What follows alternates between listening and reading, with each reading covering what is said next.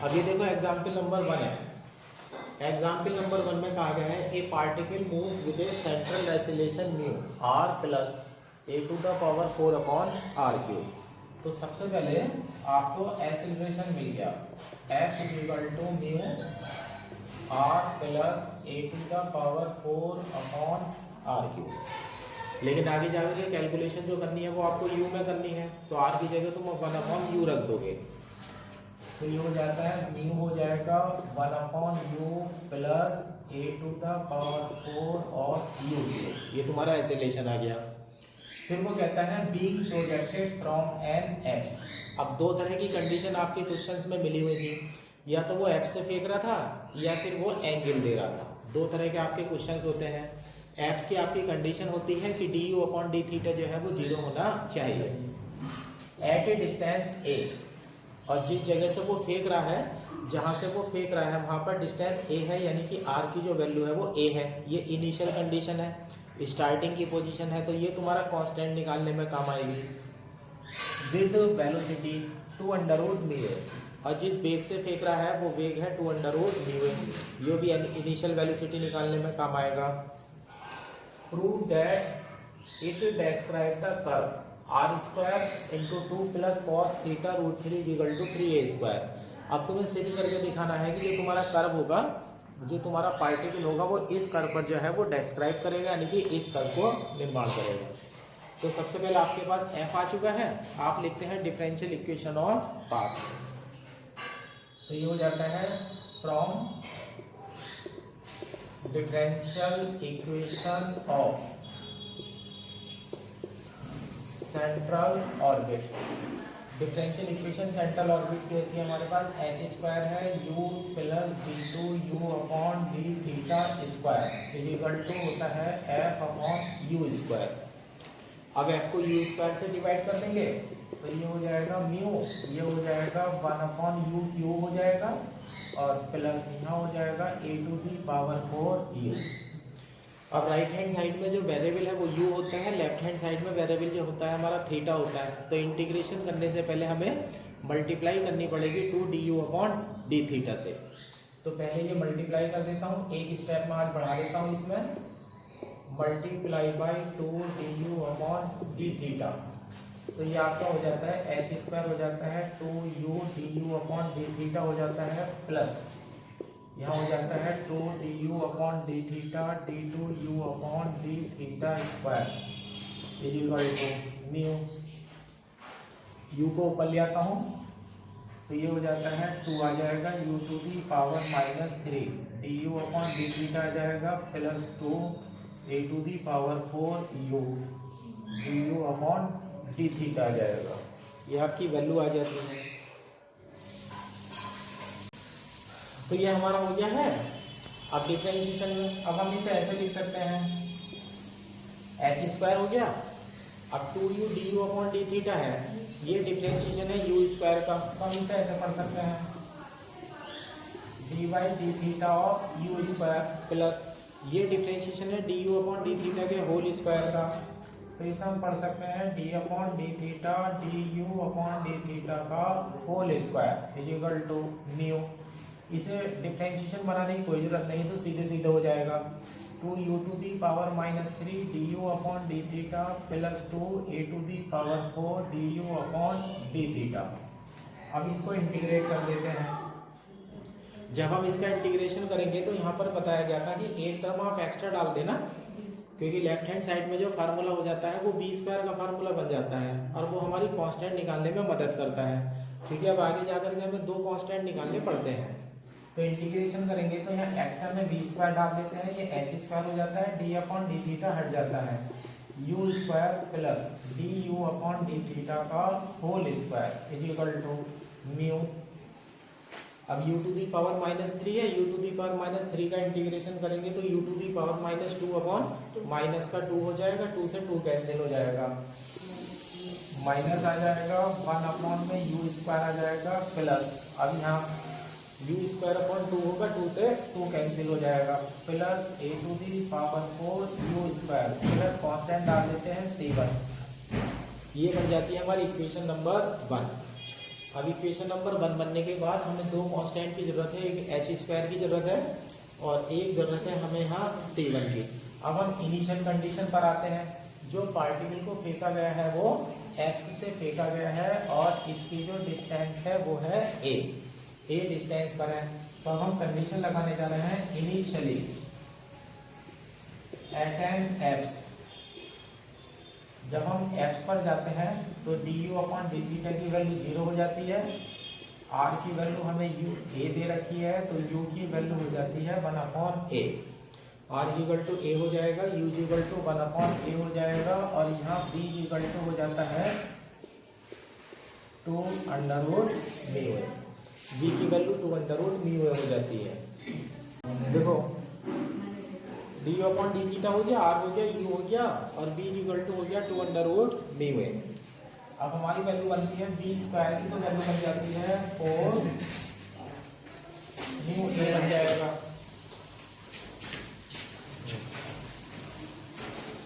B की जो value है वो तो बन जाएगी 4√μA।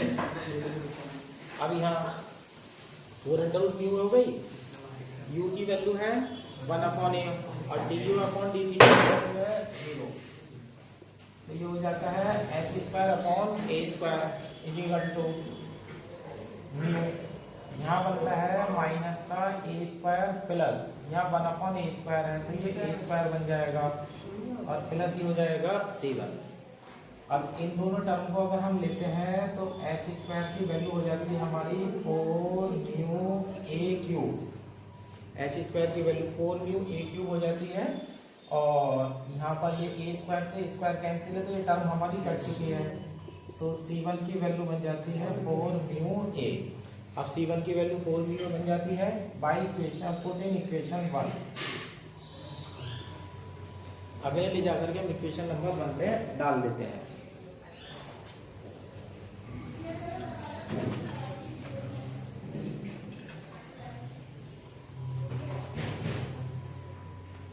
इक्वेशन नंबर 1 में अब d² लिखने की कोई जरूरत नहीं है। h² की वैल्यू 4μA³ आ गया और ये हो गया u plus u² plus du/d का होल स्क्वायर इजिकल टू ये आ जाता है म्यू। ये एलसीएम ले लेते हैं तो -1 प्लस A⁴ U⁴ और अपॉन U² प्लस C1 की वैल्यू 4μA। अब यहाँ से म्यू कॉमन आ जाएगा, ये U² और एलसीएम ले लेते हैं -1 plus A⁴ U⁴ plus 4 mu तो बाहर चला गया 4A U² और अपॉन U² बन जाता है। अब इस म्यू से ये म्यू जो है कट जाएगा।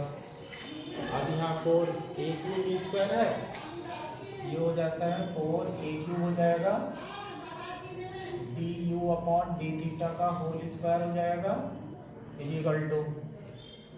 अब इधर जा रहा है 4A³ U² उधर जा रहा है तो ये हो जाता है -1 हो जाएगा प्लस A⁴ U⁴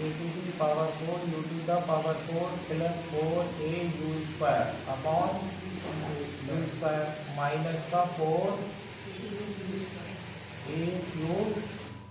U² तैयार हो जाता है यहाँ पर। अब यहाँ पर गलती हो गई है, बुक में जो वेलोसिटी दे रखी है वो वेलोसिटी में ये गलत है। क्वेश्चन पे भी सही कर लेंगे। म्यू जो है अंडर रूट के अंदर है और बाहर पड़ा हुआ है A। तो वेलोसिटी में करेक्शन ये है कि वेलोसिटी है 2√μ और A। अब यहाँ से बदलाव ये होगा जब ये 4 तो यहाँ A² आ जाएगा, A² आ जाएगा तो यहाँ A⁴ हो जाएगी और यहाँ पर हो जाएगा 4μA²। अब वैल्यू करेक्ट कर दीजिएगा, यहाँ A⁴ हो जाएगी। C1 की वैल्यू में 4μA² हो जाएगा। जब यहाँ एलसीएम लेंगे तो इधर भी स्क्वायर हो जाएगा और यहाँ हो जाएगा 4a⁴ और माइनस यहाँ हो जाएगा हमारा 4a⁴ u स्क्वायर। हाँ 4a² u स्क्वायर। जब हम इसका एलसीएम लेते हैं तो ये हो जाता है -1 + a⁴ u⁴ plus 4 a² u square minus 4 a⁴ u⁴ upon u square.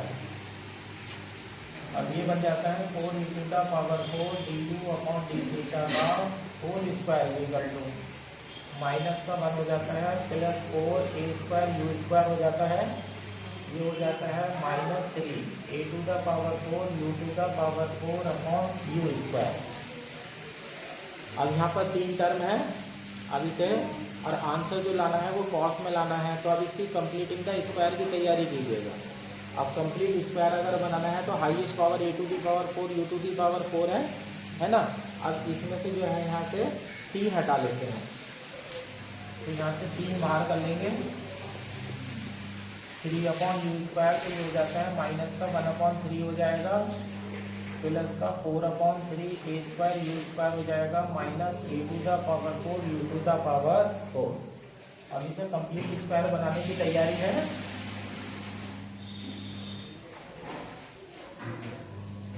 अब ये बनता है हमारा 3/u स्क्वायर।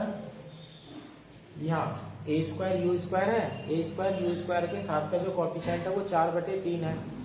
4/3 का आधा करेंगे तो होगा 2/3। अब 2/3 का स्क्वायर माइनस का इसके साथ और प्लस का इसके साथ, तो 2/3 का स्क्वायर हुआ हमारा 4/9। तो 3/u स्क्वायर माइनस का 1/3 प्लस 4/9 आ जाएगा और ये हो जाएगा प्लस का 4/3 a² u square minus a⁴ u⁴ और माइनस का 4/9। तो ये हो जाता है 3/u स्क्वायर हो जाता है। इन दोनों को सॉल्व कर लेते हैं तो यहाँ हो जाता है 3 या 9, 4 में से 1 जाएगा 3, तो ये हो जाता है 1/9। इसमें से माइनस कॉमन ले लेते हैं तो ये हो जाता है a⁴ u⁴ plus 4/9 minus 4/3 a² u square. अब ये आपका बन चुका है 4a⁴ du upon d theta का whole square equal to 3/u square है। ये बन चुका है 1/9 minus a² u square minus 2/3 का होल स्क्वायर।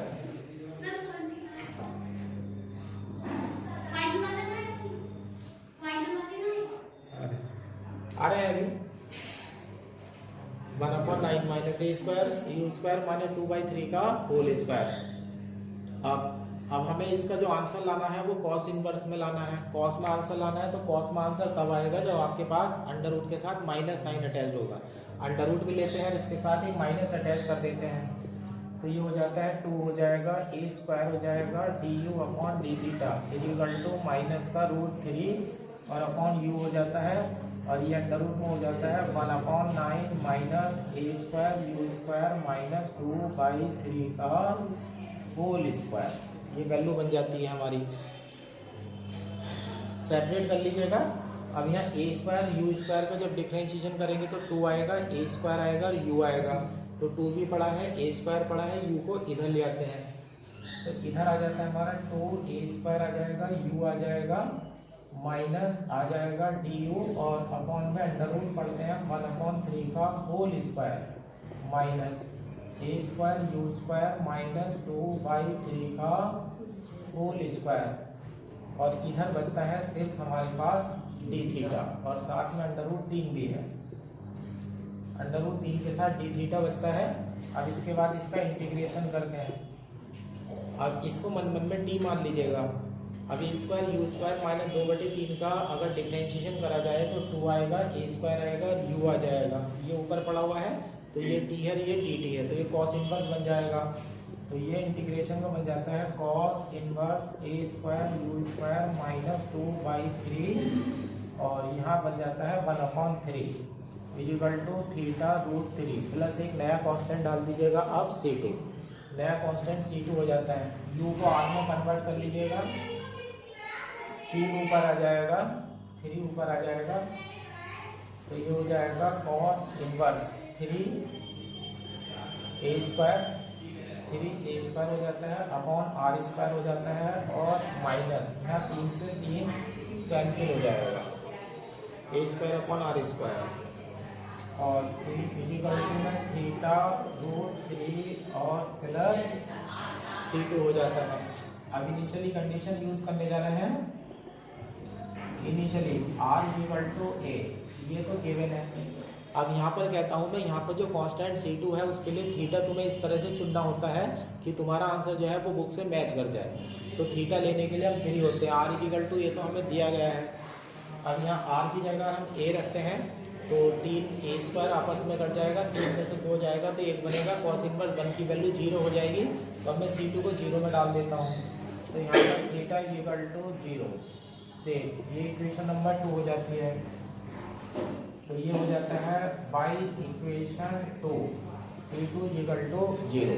अब C2 की वैल्यू 0 आ जाती है, put in equation 2, equation number 2 में रख देते हैं, तो ये हो जाता है 3a² upon r² minus 2 equal to cos theta root 3। अब कॉस थीटा रूट 3 में अब इसे सेपरेट कर लीजिएगा, ये हो जाता है 3a² हो जाएगा, r² इधर चला जाएगा, और ये आ जाता है 2 प्लस कॉस थीटा रूट 3। और इस तरह से जो है आपका रिजल्ट जो है वो प्रूव्ड हो जाता है। अब ये एग्जाम्पल नंबर 1 का जो है सॉल्यूशन हो चुका है। अब इतने सारे क्वेश्चन आपके हो चुके हैं। एग्जाम्पल नंबर 1 मैंने कर दिया है, एग्जाम्पल नंबर 2 सिंपल है, ये आप होमवर्क में समझिएगा, कंप्लीटिंग द स्क्वायर का ये है। और ये है एग्जाम्पल नंबर 3। एग्जाम्पल नंबर 3 में थोड़ी सी प्रॉब्लम पड़ सकती है, इसे मैं एक्सप्लेन कर देता हूँ एग्जाम्पल नंबर 3 को। ये है example number 2। A particle subject to central force per unit of mass। अब ध्यान दीजिएगा, फोर्स के आगे पर यूनिट ऑफ मास लिखा हुआ है। फोर्स इक्वल टू होता है मास इनटू एक्सीलरेशन। अब पर यूनिट मास करेंगे तो m की वैल्यू 1 हो जाएगी, तो जो वैल्यू फोर्स की है वही वैल्यू जो है वो एक्सीलरेशन की हो जाएगी। तो यानी कि आपको ये एक्सीलरेशन दे रखा है इक्वल टू, अब ये हमारी वैल्यू हो गई f की, f इक्वल टू हो जाता है mu two a² plus b² u to the power 5 minus 3a² b² u to the power 7। ये हमारी f की वैल्यू आ चुकी है। Is projected at a distance a, इसे संभाल कर रखिएगा। ये इनिशियल कंडीशन है कि r की जो वैल्यू है इनिशियल डिस्टेंस में a है, विद वेलोसिटी। ये वेलोसिटी आप संभाल कर रखिएगा, √v/e। ये इनिशियल कंडीशन कांस्टेंट निकालने में काम आएगी। इन ए डायरेक्शन, अब यहाँ पर ध्यान दीजिएगा, in a direction at right angle to initial distance.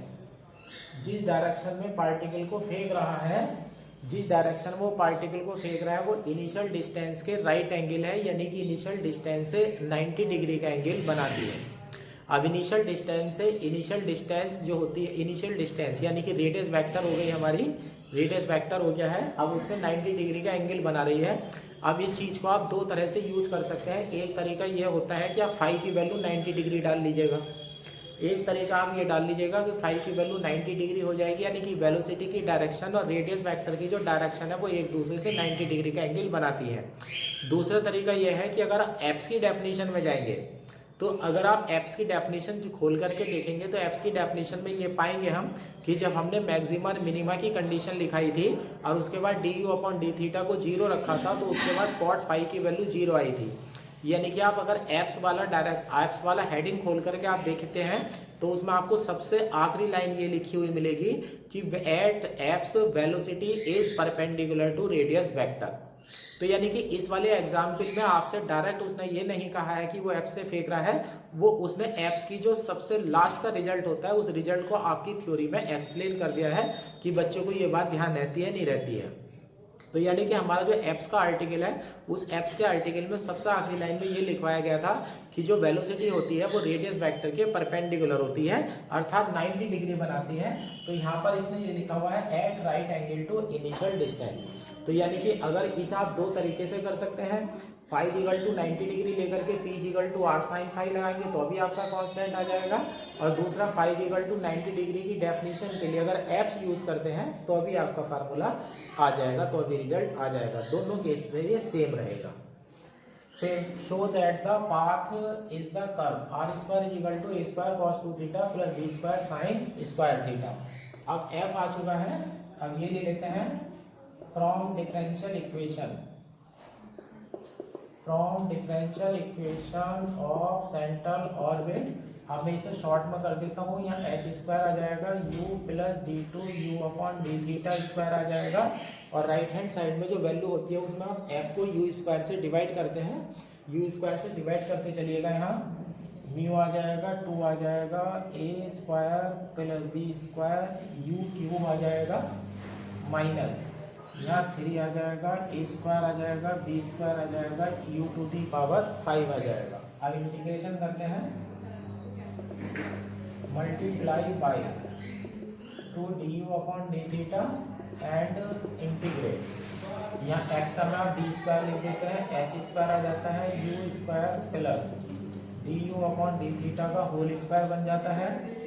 यहाँ म्यू इंटीग्रेशन करते रहिएगा, एक मल्टीप्लाई का 2 अपने अंडरस्टूड से डालते रहिएगा। यहाँ 2 दूनी 4 बन चुका होता है, इंटीग्रेशन जब करते हैं तो u की पावर 4/4 बनेगा, तो ये हो जाता है a square plus B square U to the power 4 minus. अब यहाँ इंटीग्रेशन जब आप करेंगे यहाँ पर, अब यहाँ 2 से मल्टीप्लाई हो चुकी है तो 3 दूनी 6 बन चुका है, इंटीग्रेशन करेंगे तो u की पावर 6/6 आएगा, 6 आपस में कैंसिल हो जाएगा, तो minus a square B square U to the power 6 plus constant c1। Equation number 1 है। अब हम कंडीशन यूज करने जा रहे हैं इनिशियली। अब मैं एप्स ही यूज कर रहा हूँ, जैसे कि मैंने अभी एक्सप्लेन किया था कि जो राइट एंगल होता है वो एप्स की डेफिनेशन होती है। इनिशियली एट एप्स पर जब आप जाएंगे तो D you upon D theta 0 होगा, u की वैल्यू 1/a है क्योंकि r इक्वल टू a दे रखा है, और वेलोसिटी देख लीजिएगा v इक्वल टू है अंडररूट म्यू अपॉन a।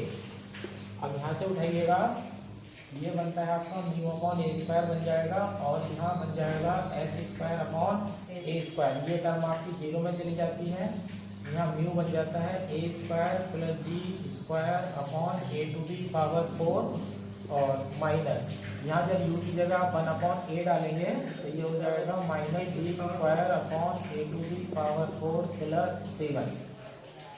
इन दोनों टर्म को अगर आप लेते हैं तो h स्क्वायर की वैल्यू आपको म्यू मिलती है। अब यहाँ देखेंगे a टू दी पावर 4 है, b स्क्वायर से b स्क्वायर घटेगा, a square upon a to the power 4 है तो ये हो जाएगा 1/a स्क्वायर। तो यहाँ भी म्यू अपॉन a स्क्वायर है, यहाँ भी म्यू अपॉन a स्क्वायर है, तो यहाँ से आपको c1 की वैल्यू मिल जाती है 0।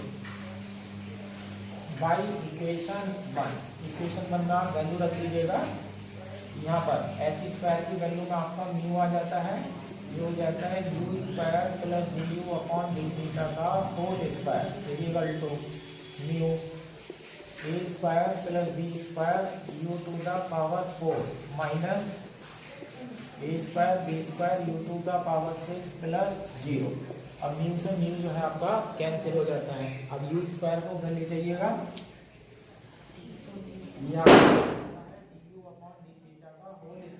Equal to a square plus b square u to the power 4 minus a square b square u to the power 6 और माइनस का u स्क्वायर। पहले भी वीडियो में एक्सप्लेन किया जा चुका है कि इंटीग्रेशन हमारे पास करने के दो तरीके होते हैं, या तो हम इंटीग्रेशन u की टर्म्स में करते हैं या इंटीग्रेशन वेरिएबल r के लिए करते हैं। और उसकी सीधी सी पहचान शुरू भी के वीडियो में ही बताई जा चुकी है कि आपकी कांस्टेंट की पावर और u की पावर अगर मल्टीप्लाई में सेम है तो आप इंटीग्रेशन u में करेंगे, वरना क्वेश्चन आप r में लेकर के जाएंगे। अब यही देख लीजिएगा, यहाँ u की पावर 4 है, लेकिन जो कांस्टेंट मल्टीप्लाई कर रहा है उसके पास 2 पावर है, तो यानी कि अगर आप यहाँ u में इंटीग्रेशन करते हैं तो आप फंस जाएंगे। तो आप इसे इंटीग्रेशन को r में कन्वर्ट करिएगा, चूंकि u इक्वल टू हमारा 1/r है, D you upon D theta equal to हो जाता है -1/r² dr/d थीटा। अब यहाँ से आपकी वैल्यू बनती है 1/r⁴ dr/d थीटा का होल स्क्वायर बनेगा। ये बन जाता है a² + b² upon r⁴ minus a² b² upon r⁶ minus का 1/r²। और जब यहाँ से आप एलसीएम लेते हैं तो ये 1/r⁴ बनेगी। यहाँ जब एलसीएम लेंगे तो r⁶ बनेगी, तो यहाँ पर r⁴ कट जाएगी, 2 इधर बची रह जाती है। तो ये आपका बनता है dr/d थीटा का होल स्क्वायर। यहाँ बन जाता है a² + b² के साथ मल्टीप्लाई में r² आ जाएगा, माइनस यहाँ a² b² हो जाता है और माइनस यहाँ बन जाता है r⁴ और अपॉन नीचे बचा हुआ है आपका r²। अब आगे से कंप्लीटिंग द स्क्वायर की तैयारी करनी शुरू कर दीजिएगा। 3 टर्म है कंप्लीटिंग द स्क्वायर के लिए। अब r² के साथ आपका पड़ा हुआ है a² + b²। अब इस a² + b² का आधा करिएगा और उसका स्क्वायर माइनस इसके साथ डाल दीजिएगा और प्लस अलग डाल दीजिएगा। तो ये बन जाता है आपका 1/r²। आप यहाँ टर्म डालने वाले हैं a² + b² का होल स्क्वायर बटे 4। प्लस वाली टर्म इसके साथ आ गई है।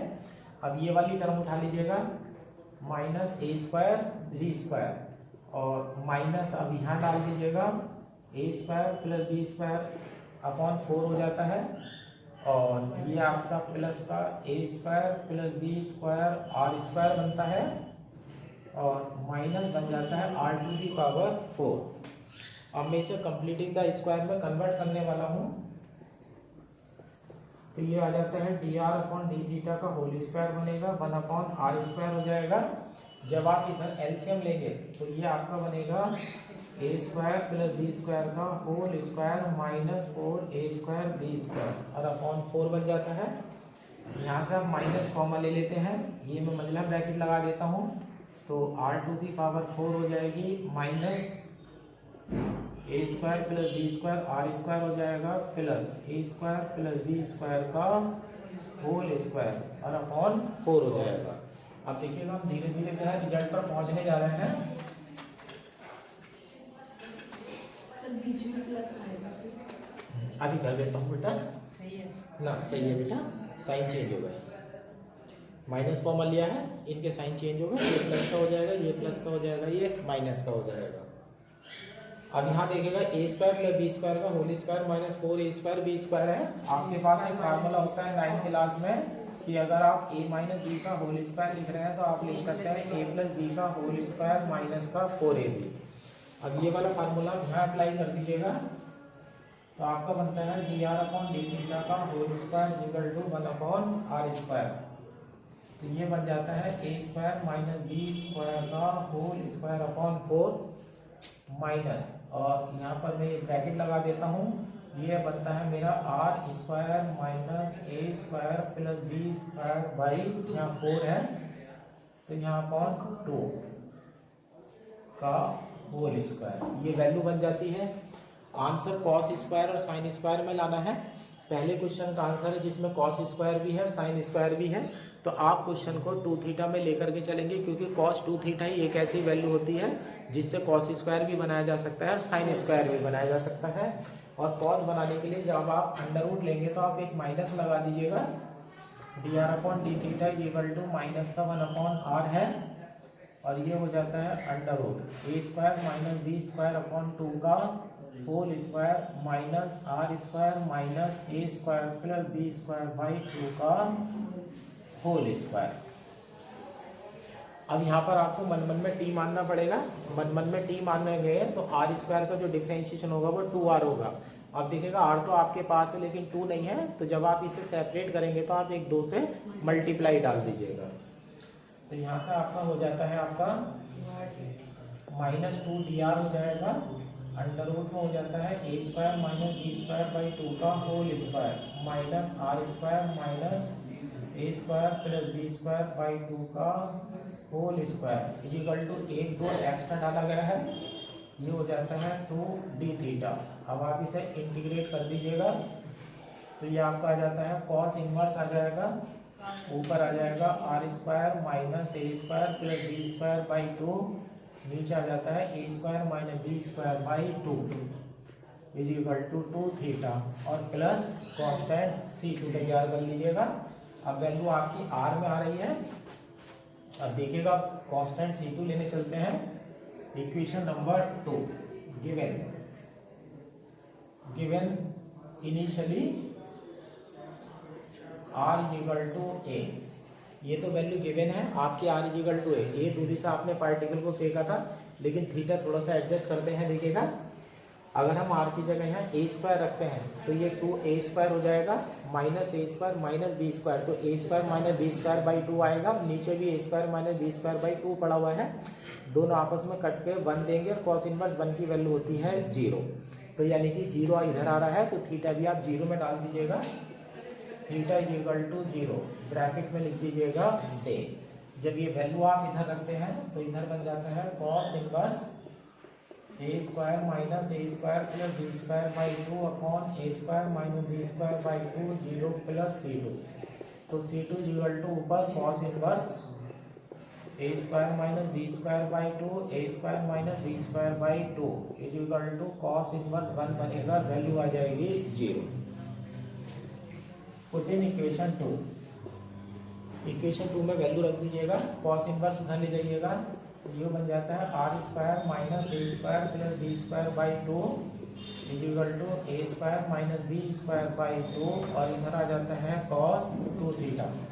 दो एलसीएम में डाल दीजिएगा, 2r स्क्वायर बनेगा, इस वाली टर्म को भी उधर ले जाइएगा, A square plus B square बन जाता है और plus A square minus B square के साथ आ जाता है cos 2 theta. 2r square A square वाली टर्म एडजस्ट कर लीजिएगा, 1 plus cos 2 theta B square के साथ 1 माइनस कॉस 2 थीटा, तो 2r square is equal to जो होता है 2a square cos square theta plus 2b square sine square theta. अब दो आपका कट जाता है, तो r square is equal to A square cos square theta plus B square sine square theta, और इस तरह से जो वैल्यू है आपकी वो प्रूव्ड हो जाती है। अभी आपका एक्सरसाइज का क्वेश्चन नंबर जो था, कुछ एग्जाम्पल नंबर 3 था, ये ध्यान रखिएगा।